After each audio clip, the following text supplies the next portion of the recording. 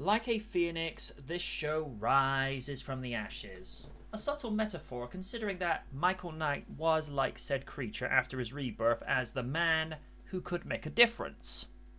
7 months after the events of the pilot episode Prometheus, we find ourselves with Mike Tracer firmly settled into his role as a field agent following in the footsteps of his father, Michael Knight Sr. What I find enjoyable about this first episode of the series since the pilot is that the pacing is consistent to where nothing really slows even when there's no action, and to seeing to the return of Turbo Boost after much fan demand, because there was such an absence of it in the pilot. Fans were like, what? This is Knight Rider, no Turbo Boost? And I was like, we don't want to do Knight Rider 2000 again. But that said, I don't think it needed to be made a mountain out of a molehill with the way it was executed. What lets this episode down are the elements of how we're introduced to the base of Knight Industries in the SSC, which is very reminiscent of a James Bond villain lair, and KITT being able to transform into a pickup truck from a Mustang. Furthermore, it's done with an updated form of transforming vastly different from the pilot, whereas with Prometheus the change is like a symbiotic wave that brushes over the car. The series transformation is done much like Transformers. Looking back at this now, this is just asinine when the original Knight Rider was a trendsetter which spawned other shows like Viper and Street Hawk. This Knight Rider is a trend follower with elements of Transformers, Fast and Furious, Jason Bourne combined with the original Knight Rider. And we're also introduced to Alex Torres, aka the Douche.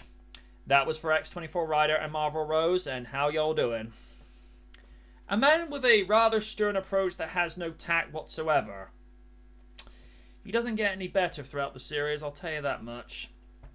While I have no problems with the cast additions of Paul Campbell and Smith Cho as Billy Morgan and Zoe Che, respectively, their addition is brought in out of nowhere with no explanation of how, when, and why it happened.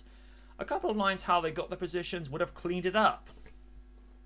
One major big pink elephant I have to address in this room is how Mike Tracer becomes Michael Knight after being declared legally dead by FBI agent Carrie Revi. In the original series pilot, Night of the Phoenix, Michael Long not only had a name change but plastic surgery to change his face.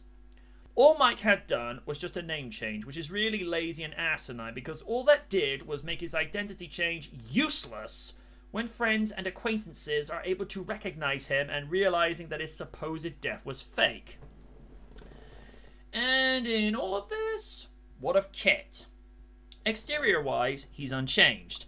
The interior has been revised to where the touchscreen element that was housed in the center console in the dash from the pilot is now transferred to the windshield, which I highly question, as this makes it very distracting from Mike, which in turn makes it dangerous for him and other drivers.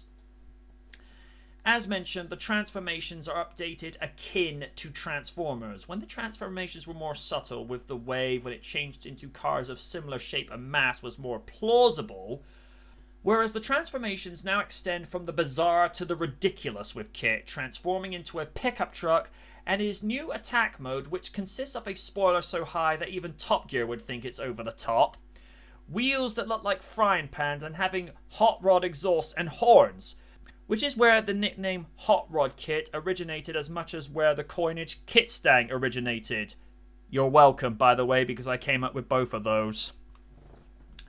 Nice addition is the voice box in the center of the dash that is very reminiscent of the original KITTs, which is also known as KITT Prime. But it's in a snow glow with a small spot that moves to the left or right depending on whomever he is talking to. Personality-wise, KITT had developed slightly more, and Val Kilmer was settling much more into his role after replacing Will Arnett with just days before February 17, 2008, only on NBC. He's very childlike, much like his elder brother from the original series, in trying to please Mike and being the voice of reason, although I found it was crossing a line and invading privacy when he's able to detect pheromones and other forms of sexual arousal between Mike and Sarah.